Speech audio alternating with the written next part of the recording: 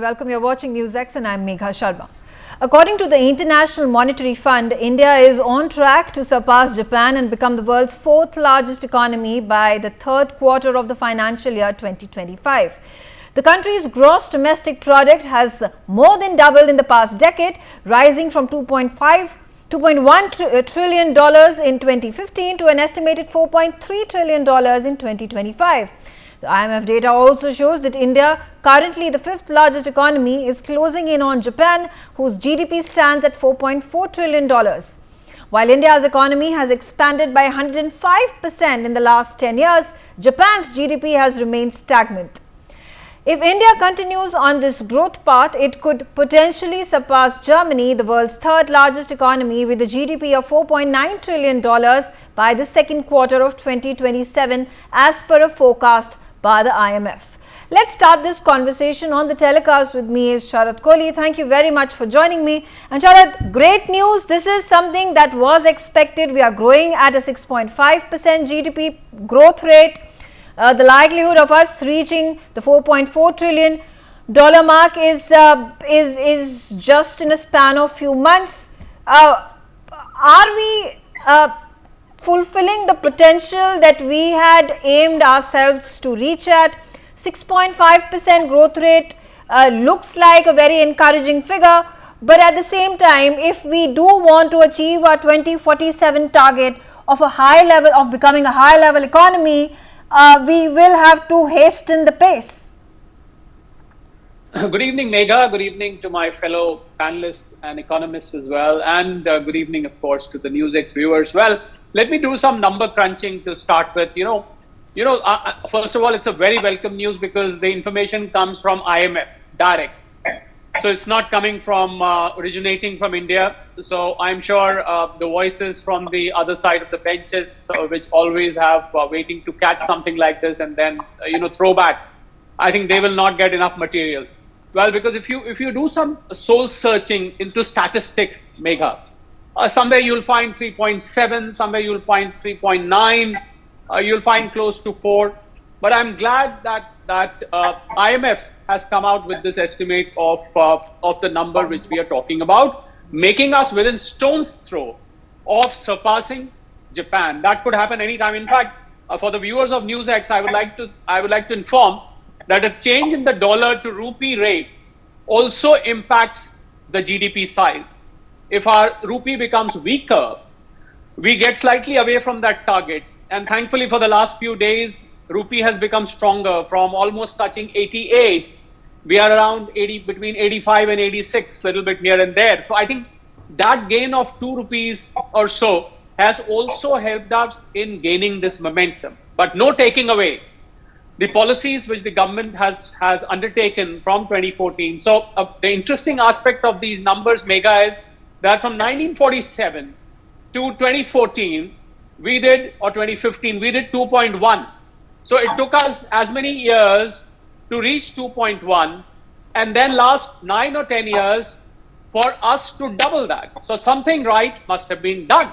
As simple as that. If somebody wants to debate on each aspect, agriculture, manufacturing, industry, infrastructure, we can debate that individually.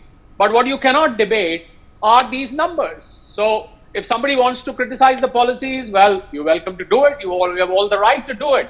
But then these numbers are now coming from IMF.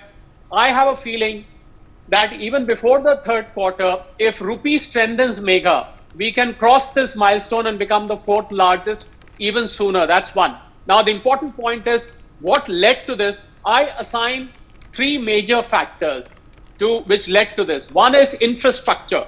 The big push on infrastructure by government, although the list is very long, I can burn away the entire time of your show by listing, but I'll only list 3 things. First is infrastructure. Second, I think the technology, fintech, and the digital push which the government has given over the last few years. And third is manufacturing. These 3 for me are on top of the list. Otherwise, agriculture, healthcare, education, tourism, the list is very long, but these 3 remain on the top. And I feel the reforms done by the government have taken effect and benefited these 3 sectors majorly. Of course, they benefited every possible way. I mean, whether they were reforms in taxes, or they were reforms in corporate governance, or they were reforms in promulgating and redrafting certain laws, or easing the labor laws, the land reforms. I mean, the list is endless. But these three factors, for me as an economist, stand on the top. Mega. Okay, all right.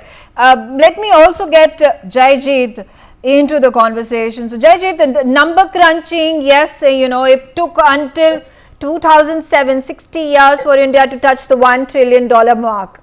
And then we saw a steep rise moving from 2007 up until the next 5 to 7 years. We reached to the level of being a $2 trillion economy. And then afterwards, of course, we are now at $4.3 trillion.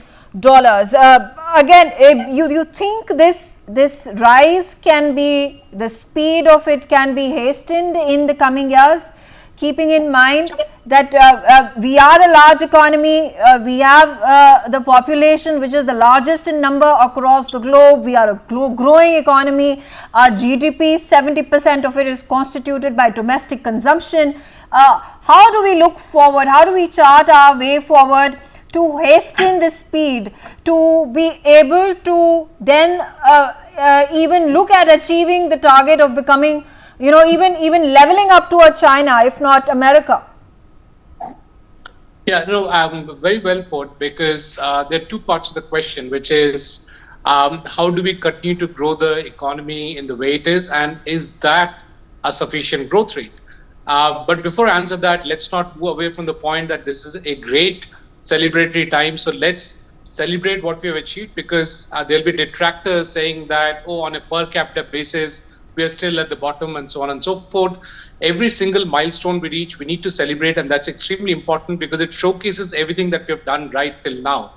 And so let me put that before we move forward, because the rest of the questions are indeed sobering questions. Because is a 6% growth, 6.5% growth good enough? Clearly, we know it isn't, but it was, preceded by challenges such as the COVID challenge, under which many countries such as Pakistan, Sri Lanka, Bangladesh, they got finished off from an economic perspective. India was a shining example. In fact, what Dr. Kohli mentioned about the fact that the rupee US dollar rates are important to ensure that we continue to be on the path of growth, because if you look at Japan, their economy was actually growing in yen time, in terms of yen. But because the yen weakened against the dollar, in dollar terms, their economy has stagnated. Not only stagnated, they also went into a recession in terms of dollar, but they were actually growing in terms of yen. And this management has happened because of the government's very efficient management of the COVID situation, where we didn't go overboard in spending too much. We spent as much as it needed for the vulnerable sections, and therefore we did not have to go back and start printing money in order to run the government, which is what many other governments did. So it's important to celebrate where we have reached, because a lot of hard work has gone into reaching where we have arrived at. Moving forward, obviously we need to accelerate. We need to have the growth rate higher. But also do keep in mind, the higher the growth rate is, when it starts coming down, it starts crashing. So perhaps an optimal growth rate would be 7.5 to 8 on a long-term basis, which is the next 10 years. A lot of people say, why can't we have a 10%, 11% growth rate? Because that's not sustainable. It will lead to such a large inflation and instability in the economy that it will lead to a crash very, very soon. And that's not really good for many people in the country who will be involved in that crash. So we are going slow and steady. We need to increase the pace of that growth. Perhaps 8% will be good. And when will we catch up with China? Do keep in mind that China is having a challenge in its growth. So the question is not just that India is growing at a faster pace and China is growing, and we do the lines on a spreadsheet and we figure out when India catches up with China, because that's not how the world will be operating. There will be significant headwinds that the Chinese economy will be facing, and that has already started. China has also started to export deflation to the rest of the world in order to save their economy, in order to save their jobs, which will also be a headwind for India, because we will face those challenges unless we make sure that we put the anti-dumping duties in time, the countervailing duties in time, the QCOs on time. And if we do not have trade remedies being put in to defend our industries and to defend our economy, we will be challenged by the deflationary push out that China is doing.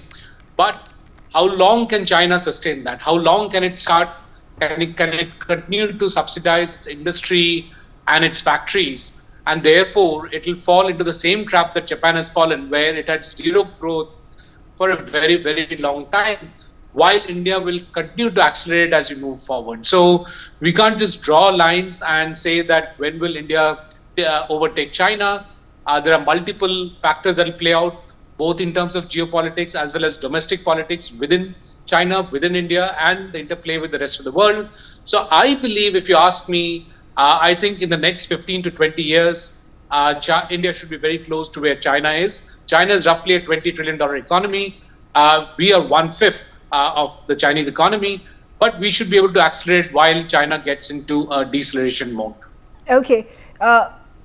Coming to you, Gautam Mukherjee, about we understand that there are negotiations that are taking place between America and India, even as we speak, when it comes to the tariff imposition, which India is very, very off. Do you think our GDP growth rate and our domestic production and the GDP is in fact going to be impacted if there are reciprocal tariffs that are brought into play, or for that matter, if India decides to escape from these reciprocal tariffs of America, would it then adversely impact domestic production because it reduces the tariff cuts of the imports that is bringing in from America? Well, I first things first, I'm pretty trouble with my. Yeah, we'll try to fix that audio connection with Gautam Mukherjee. Mithali, would you like to take that question? Thanks, Megha, for bringing me into the discussion. I'd like to start with just 2 points, and then I'll come to the reciprocal tariffs. I fully agree when, Dr. Jayjeet says that we have a certain, comparative advantage in a few industries. But I feel like the main point that we have to think about when in terms of broad basing our growth, which is what he spoke about, is to think about how can we decentralize our growth going forward. I mean, we have been consistently for the last decade the world's fastest growing emerging market, and we continue to be, even today, the world's fastest growing emerging market. We offer the world very, very important, sort of competitive advantage when it comes to political stability. We offer the world a kind of investment platform today where ease of doing business and investment facilitation and trade facilitation are being, the 3 most important priorities for any state government, for example, wherever the investment is, coming in from foreign direct investors. We are talking about export-led growth. And I would, add to Sharadji's point that the third sector, or rather the fourth sector, which has done well across different subsectors, is actually exports. Because, exports have today, net exports are actually increasing. And India, despite importing so much oil and gold, is continuing to match in terms of the value of the exports, particularly when we come to software exports. And, we have to look at the impact of the IT industry also in the last 10 years, which is a complete model of private sector-led growth, where government has had to do very little. So having said all of this, now how do we take this to 8% from a 6.5%? As Dr. Jayjeet said, we have to broad base that growth. We have to start thinking about our tier 2, tier 3, tier 4 cities. I spend most of my time in tier 2 cities, and I can tell you that consumption growth in tier 2 cities has crossed all levels. We are seeing some of the most, massive boom in consumption and real estate in tier 2 cities. But we also need to match that with high-tech investment, not only manufacturing investment, but high-tech investment, so that tier 2 cities can also become growth drivers of software, of artificial intelligence, of semiconductors, of electronics, because these are the sectors of the future. And the last point I want to make is really around climate resilience. At the end of the day, we've spoken about, this is going to be the trajectory and that is going to be the trajectory. But at the same time, we have to realize how much economic damage even one small incident of, climate, sort of a climate event does to the local economy as well as the national economy. And I think it's time for India to become a global leader when it comes to just transitions, to really think very seriously about mass deployment of solar energy, mass deployment of wind energy, even think about nuclear power, even think about, hydrogen fueled vehicles, think about, electric vehicles. And these transitions are too slow for comfort. For breaking us to the next level, we have to really think about these transitions. And finally, I'll say, I always mention this towards the end of my remarks, we have to think about the different sections of society, right? Women are a massive section of society who can contribute so much to growth, who can contribute, whose talent is not being tapped in the way that we need. It has improved, definitely. In the last 5 years, we've seen the female labor force participation rate increasing. But we have to take women into those sectors that are growing faster and bring women's talent out in all sectors of the economy, particularly services and manufacturing. Okay. All right. Okay. I'm going to pose this question to Gautam. Gautam Mukherjee, I asked this to Mitali, but carrying forward this conversation with you again, how do we, are we capable of moving forward with this accelerated growth rate of 6.5% in the coming years, and do we even have the capability of raising it up to maybe a 7 or even an 8%? And again, linking it to the reciprocal tariffs that Trump has warned us of imposing on April 2nd. Mind you, there is the assistant trade representative of United States of America who's currently in India, and there are feelers being sent out by the Indian government, the Commerce Ministry, that would rather cut the tariffs than to be imposing onto ourselves the reciprocal tariffs of the US administration. Well, Megha, first things first, it must be noted that India is renowned for its fiscal discipline. We pay all our debts, especially the external debts, right on time. We pay our internal debts, the government does, on time. The 6.5% growth rate is after making sure that we are managing our finances properly. Secondly, India has the greatest consumption story, which is growing all the time, pushed by its massive population. This will see to it that we'll chug along at this rate at a minimum. 6.5 is more or less guaranteed. The reasons why we have arrived at this growth over the last 10 years is, I agree with Sharad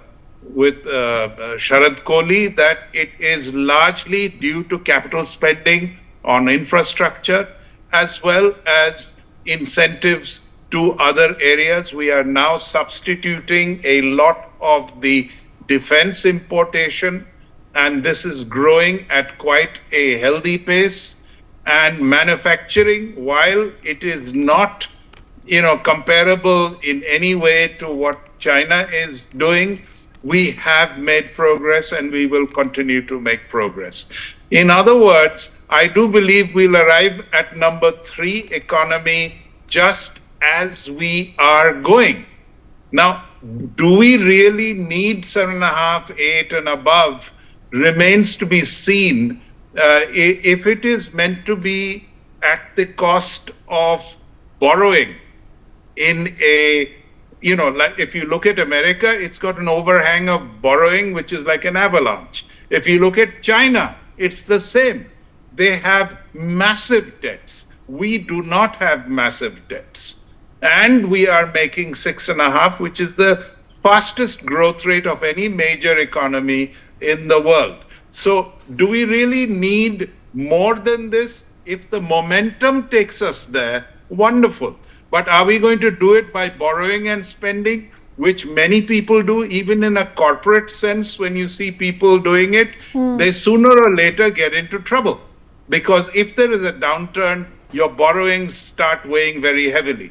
As far as the Trump tariffs go, I think if they are really reciprocal in nature, it will do the Indian economy a lot of good. We tend to be stick in the mud when it comes to tariffs. We have resisted, and this is a historical thing from the socialist days of high trade barriers. And now another one of these international firms recently said that the Trump tariffs will not do us any harm. In a 4.3 trillion economy, it will have an impact of about 10 billion. It's hardly something to worry about. And as far as the Indian consumer is concerned, he will be benefited by Trump forcing down barriers and making things available at a cheaper rate. Megha. Okay. I'm going to come back to you, Dr. Kohli, and talking about, talking about how we have been able to surpass United Kingdom and France. We are going to be doing that in just a few months when it comes to Japan, and then afterwards Germany. And that's great for us, kudos. But what about the standard of living? What about the quality of life? How are we going to be able to achieve the same quality life that a Japanese or a British or a German enjoys? Well, Megha, you pulled it from my mouth, because this was the aspect I was going to speak about, when my turn came. There are two Indias within India. There is an India and there is another India, and we all know what I'm talking about. Because when it comes to standard of living, and when you talk of these GDP numbers, the immediate voice which come out of detractors is per capita income. Per capita income is still below $3,000. So I have a very interesting finding on this, and the finding is a bit social in nature as well, apart from being a mathematically, economically true calculation. I have a team of economic analysts which I head, and they say that in India, when you calculate per capita income, you calculate per capita income not per capita per person. You should ideally calculate per family. That's what they say, because here, if there's a family of 5 people, we are about 25 crore families in this country in the 1.4 billion population. About 20. I'm taking an average of 4 to 5 people in a family. So not everybody earns. Still about 30% plus of the women workforce, as Mitali said, they work. The rest of them don't work. And if you go and ask them, you go and ask a woman in the village, Behenji, aap kaam karengi? You go and ask them. She said, no, I don't want to work. My husband or my son or whatever, my brother is working. I don't need to work. And she's quite content. So I feel the increase in women's participation in the workforce will do a tremendous good to our GDP. That's one. Second, you spoke about standard of living. Yes, it is true that the moment you move 25 kilometers away from a metro city, you enter a different country altogether. What you see in Delhi, Mumbai, Bengaluru, Kolkata, Chennai, and a few other tier 2 cities, the moment you move 25 to 50 kilometers, you suddenly enter a different world. You find a lot of people sitting on a cot, and you find them having hookah, or they'll be probably killing their time, sitting idle. So I feel the real participation of the workforce in this country, or the real GDP creators, shall I call them, you would be surprised, Megha, they are about 13-14 crore out of 140 crore. Imagine if the rest of 126 crore people also start genuinely contributing to the GDP. And when I say that, I've got numbers before me which say 90% of the population of this country earn less than rupees 25,000 a month. Can you believe that? So imagine if these 126 crore people also, so I have very interestingly categorized them into 2 parts. There is 90% people जो जीने के लिए खाने के लिए जीते हैं, and the rest of the 90% खाने के लिए जीते हैं. I'm sorry if that sounds offending, but this is the bitter truth of our country, that there is a major part of the population, which is, when you talk of standard of living, a major part of the population is living to survive. Yeah. Whether it's education, whether it is healthcare, whether it is food habits, whether it is basic necessities of life, they are struggling to survive.